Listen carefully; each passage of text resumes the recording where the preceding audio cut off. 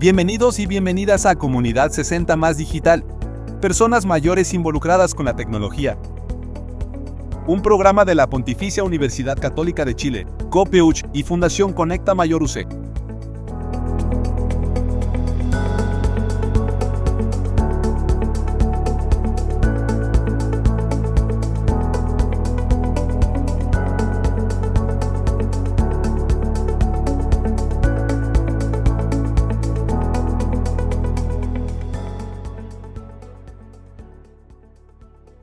Les damos la bienvenida al tercer capítulo de Comunidad 60 Más Digital, personas mayores involucradas con la tecnología, el podcast del programa 60 Más Digital, una iniciativa de la Pontificia Universidad Católica de Chile, COPEUCH y Fundación Conecta Mayor UC. Soy Alonso Calderón, coordinador del programa, y los voy a estar acompañando en los minutos que dura esta cápsula de audio. En este tercer capítulo estaremos conversando sobre uno de los fenómenos más relevantes que surge a partir del uso y la masificación del Internet. Hablo de la desinformación o de las popularmente conocidas fake news. A continuación presentaré a las dos personas con las que estaré conversando sobre esta temática. El primero de ellos es Sergio Toro, quien es doctor en Ciencia Política, director de la Escuela de Gobierno y Administración Pública de la Universidad Mayor, investigador principal del Núcleo Milenio de Desigualdades y Oportunidades Digitales Nudos y del Instituto Milenio de Fundamento de los Datos, IMFD. Bienvenido, Sergio. Hola, muchas gracias por la invitación, Alonso, y encantado de estar con ustedes y conversando aquí junto a Julia. Bueno, ahí como Sergio nos adelantaba, nuestra segunda invitada del día de hoy es Julia Eugenia Martínez Fernández. Ella es periodista de la Pontificia Universidad Católica de Chile y a sus 82 años es la presidenta del programa Camina 60 Más. La meta es tu salud, que también es de la misma casa de estudios. ¿Cómo está, Julia? Bienvenida a nuestro tercer capítulo. Muy bien, muy contenta de estar con ustedes y a ver si me enseñan cómo descubrir las fake news. Bienvenida, Julia, nuevamente.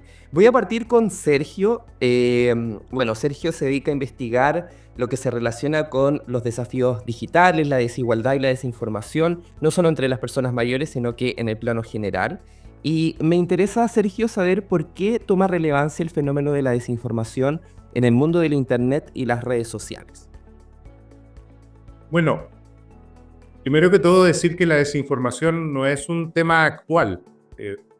Esto es histórico. O sea, siempre los seres humanos han tenido la propensión a generar, y las sociedades, la propensión a generar desinformación. En algunos casos para beneficios propios individuales, en otros para beneficios colectivos, de intereses también. Entonces, lo primero que hay que señalar que la desinformación no es un fenómeno que nazca con Internet. Es un fenómeno que viene de muy atrás. Hay algunos, incluso investigaciones respecto a los problemas de desinformación que tenía el Imperio Romano, ¿cierto? También los temas de desinformación que se realizaron en la Segunda Guerra. Hay películas que también están relacionadas con eso, con los efectos de la propaganda y sus efectos de desinformación. Entonces, el Internet lo que viene a generar es a acentuar un poco más, o bastante más, los temas de desinformación. Ahora nosotros, si antes carecíamos de información, las sociedades carecían de información, ahora tenemos una avalancha de información, y dentro de esa avalancha de información encontramos mucha noticia falsa, contaminación informativa, etc. Por tanto, cuando uno habla de la desinformación en Internet, es básicamente que ahora tenemos una cantidad de información verídica y no verídica que está a disposición nuestra, y es rol de nosotros generar ese filtro. Si uno lee lo que ocurría, por ejemplo, cuando se hablaba respecto a la televisión, Julia, que fue profesora de comunicaciones, debe saber mucho más que yo, pero cuando se hablaba respecto a los problemas de información a propósito de la televisión, era que la televisión entregaba información empaquetada para todos, ¿cierto? Homogénea. lo que viene a generar Internet es que esa información ya no es una información empaquetada, sino que es una información que se pone a disposición de las personas, y son las personas las que tienen que comenzar a hacer los filtros necesarios para que el algoritmo no te juegue en contra, digamos. Eso es básicamente lo que está ocurriendo. Bueno, y ya que te refieres a cómo era la televisión antes y cómo es ahora, sí, hoy día me acuerdo cuando era pequeña de que esperábamos, bueno, yo nací en la época en que no había televisión, pues, y cuando después esperábamos la hora del noticiario, ¿te acuerdas? Eso era importante. Hoy día nadie espera la hora del noticiario, vemos las noticias ya sea en internet o en la radio o a través del computador a la hora que queramos. O sea que eso es un mundo muy distinto en el cual yo, porque tengo tantos años, he pasado por todas las etapas. Y Internet me ha beneficiado mucho, pero también tengo mis críticas a Internet. Y quisiera que tú me explicaras después cuáles son esos tips para descubrir qué noticias son falsas o qué cosas no debo creer. Julia, para continuar con la conversación y a propósito de lo que tú comentabas, ¿por qué consideras que es relevante hablar de desinformación, hablar de las llamadas, entre comillas, fake news, especialmente con las personas mayores de 60 años? Mira, porque estamos ansiosos de saber cosas, no queremos quedar postergados.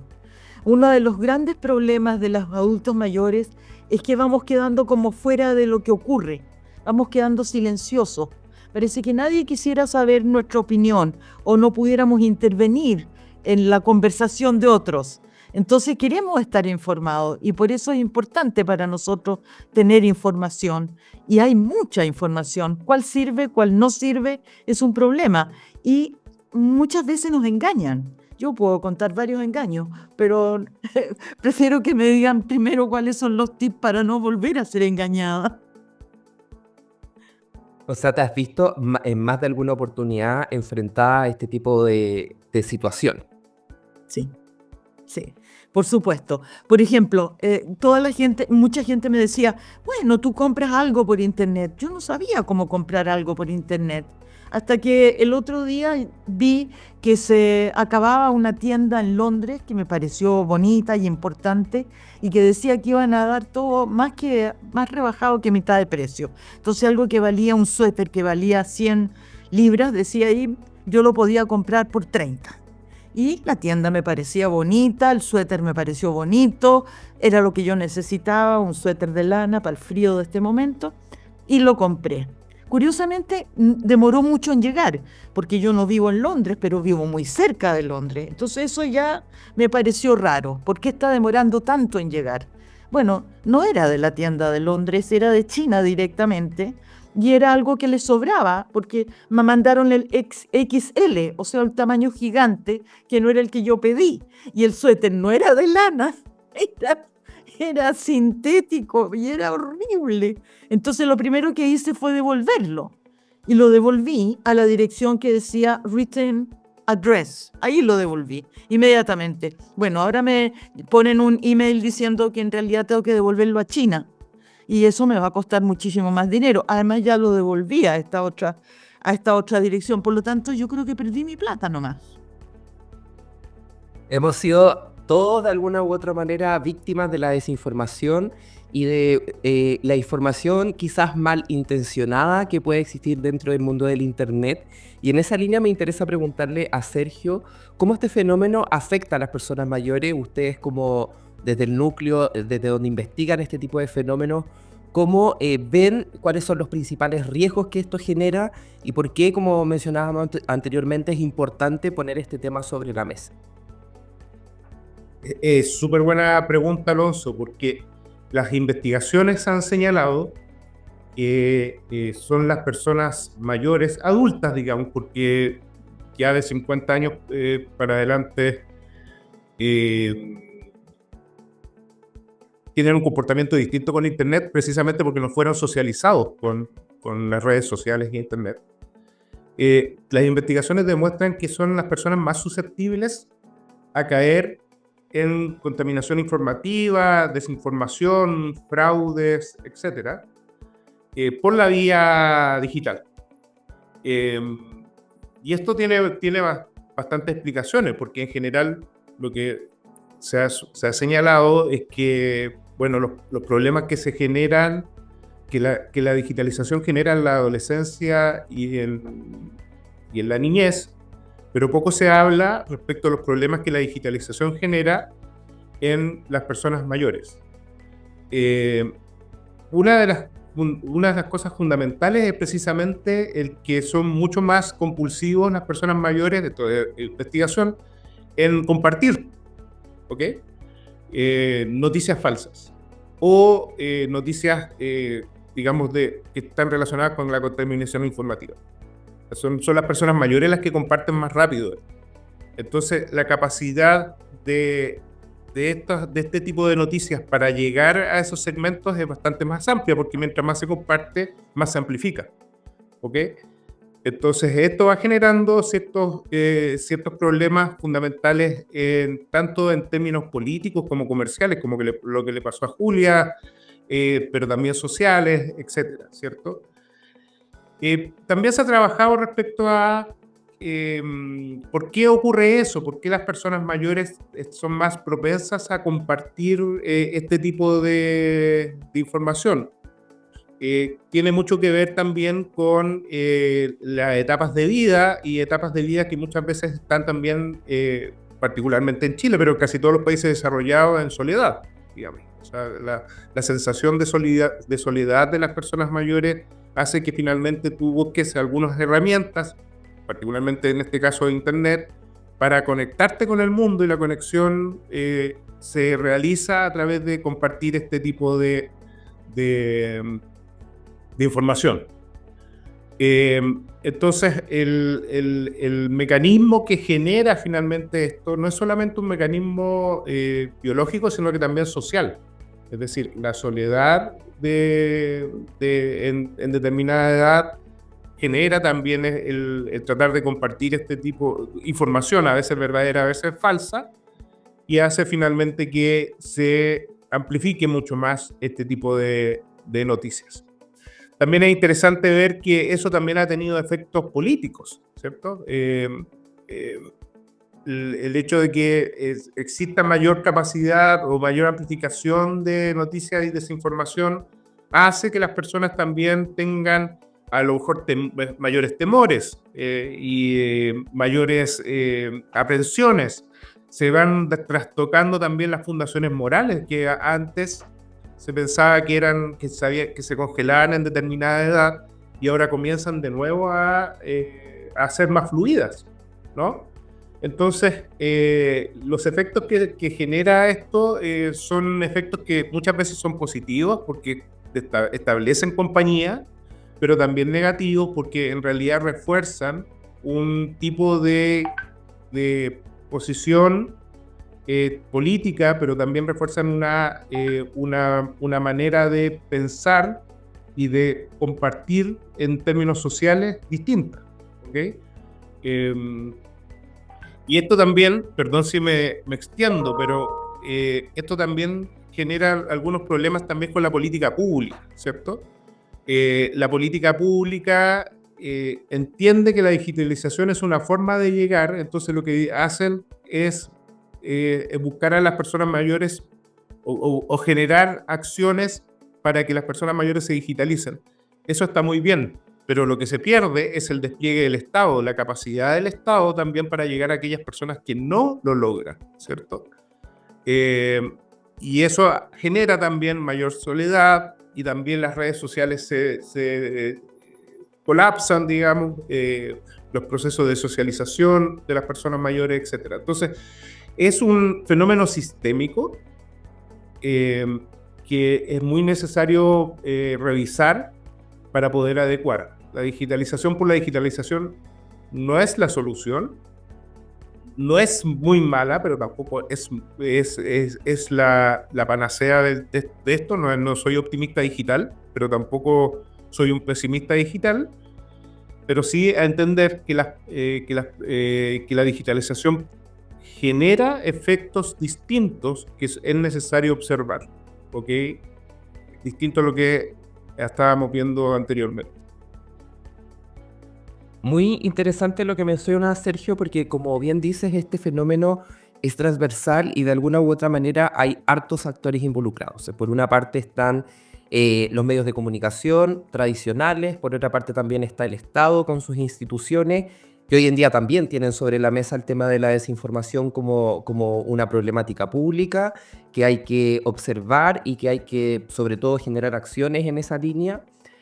Tenemos también el terreno, bueno, de la academia, que nos dedicamos a investigar este fenómeno, y por otra parte, también lo que ocurre en el mundo financiero y en el mundo de lo privado, como lo que le sucedía a Julia con respecto a lo que nos comentaba de la compra del chaleco.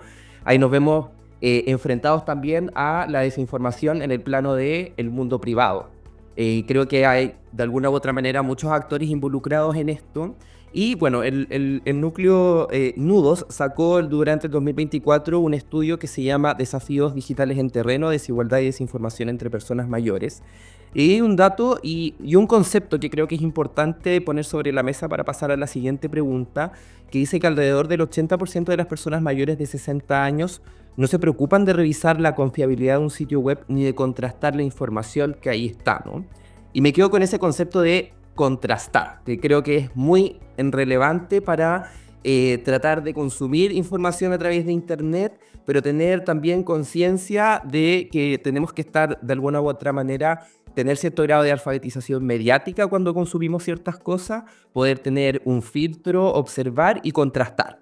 Y en esa línea me gustaría preguntarle a Julia, ¿cómo verificas la información que ves en Internet? ¿Te preocupas de contrastar?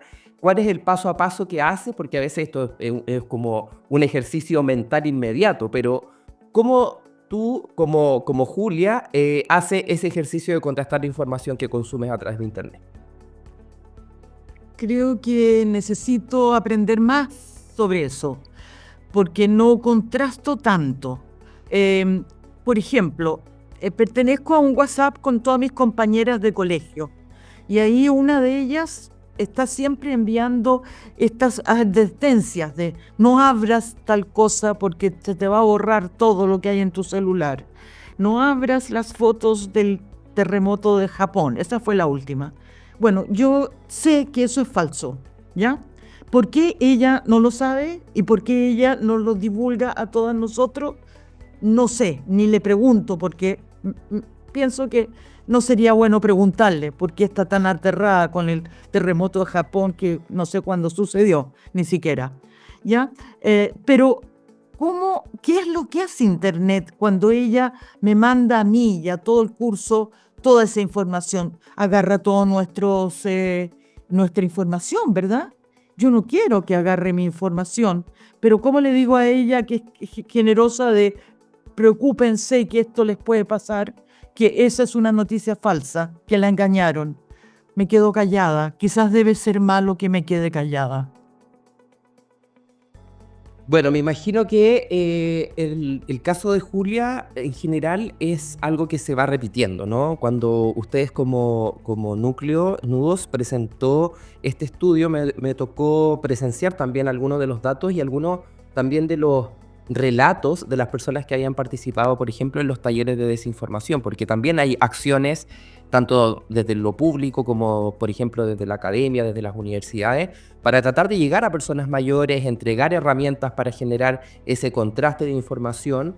Y también ahí uno se puede percatar de que efectivamente no existe mucho ese ejercicio de el paso a paso antes de compartir algo que vemos en Internet, contrastar con otro medio de comunicación, ver que efectivamente la información que yo estoy leyendo, que estoy consumiendo, sea de alguna institución pública que está verificada, por ejemplo, porque, no sé, vemos en momentos de crisis o coyuntura, por ejemplo, incendios, terremotos, etcétera, que sale información de instituciones públicas y es muy fácil caer en fake news, es muy fácil caer en desinformación, y ahí también existe todo un tema con entregar herramientas para que las personas puedan contrastar si el sitio web o en la red social del municipio es efectivamente la red social del municipio o del CEFAM en el cual participo. Entonces, Ahí hay un desafío y como bien dice Julia, no todas las personas mayores de 60 años tienen las herramientas para generar ese paso previo al compartir o difundir la información que yo quizás estoy considerando que es relevante que otras personas sepan.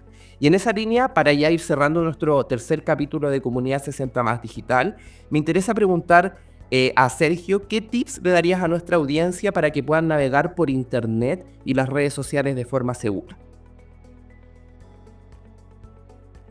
Mira, antes que dar tips, que los voy a dar, también es importante que las personas entiendan que las redes sociales, la digitalización, Internet en general, estimula nuestra respuesta inmediata. ¿Okay? Por tanto, es una lucha, porque es para todos, que todos somos inmaduros digitales, porque esto es muy reciente. Es necesario que todos sepamos que las redes sociales, Internet y la digitalización estimulan nuestra respuesta inmediata y estimula nuestra acción innata, ¿ok? Y rápida.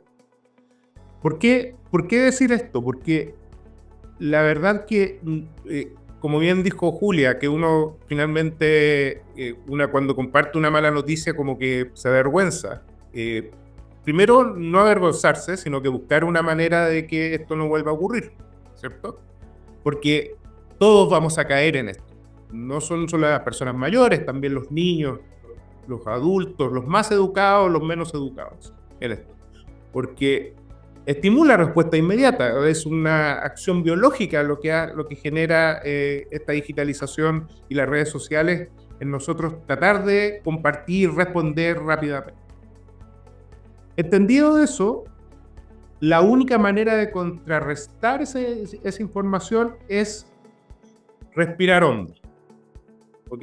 Es tratar de pensar de que lo que tú estás recibiendo no es algo que te estimule rápidamente, sino que es algo que tú tienes que razonar.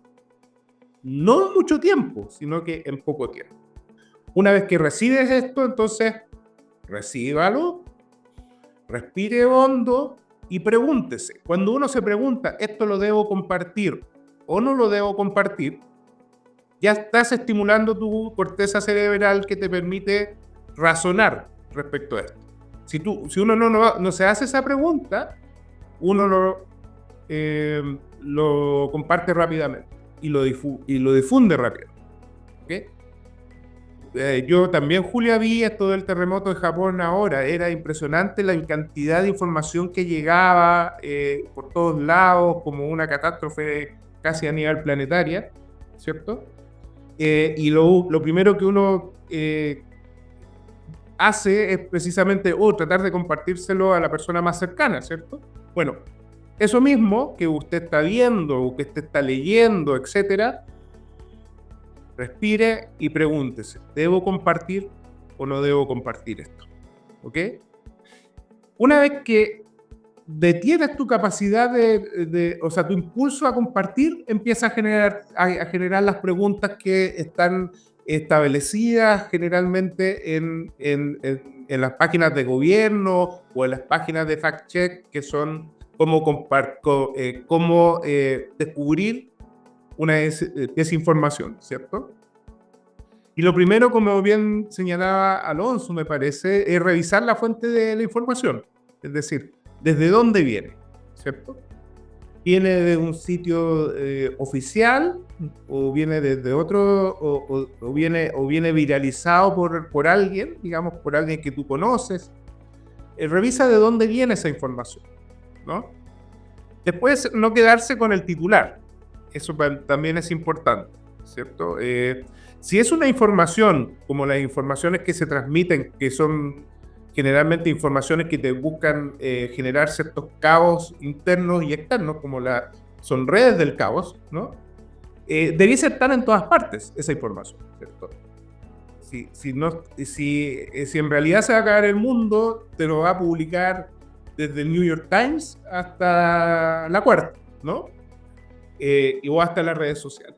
Entonces, bueno, es bueno que tú revises esa información, si en realidad es tan problemático como se ve en las redes sociales. Entonces, no te quedes con el titular, busca esa información.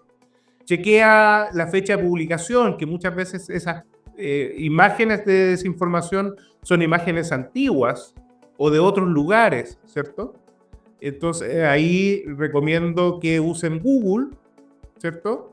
Y si ustedes tienen algo de capacidad digital, lo que podrían hacer es sacarle una foto a esa foto, ¿no? Y usar Google Lens para ver de qué fecha son esas imágenes tan catastróficas, ¿cierto?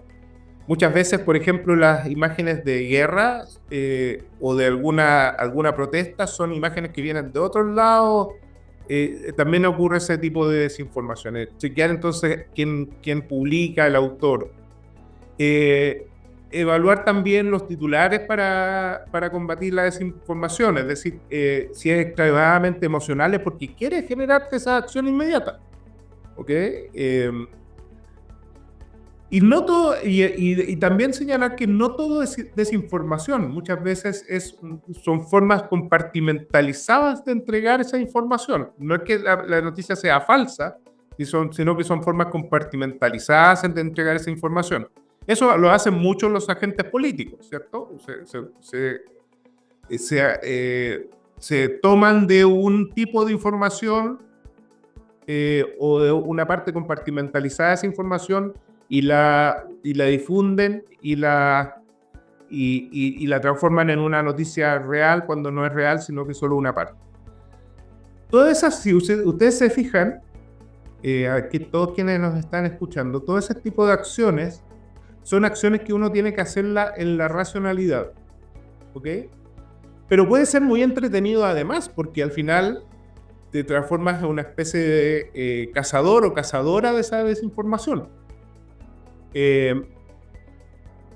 Y eso finalmente permite también a ti, como las personas que están escuchando, permite que proteger a tu familia de ese tipo de información.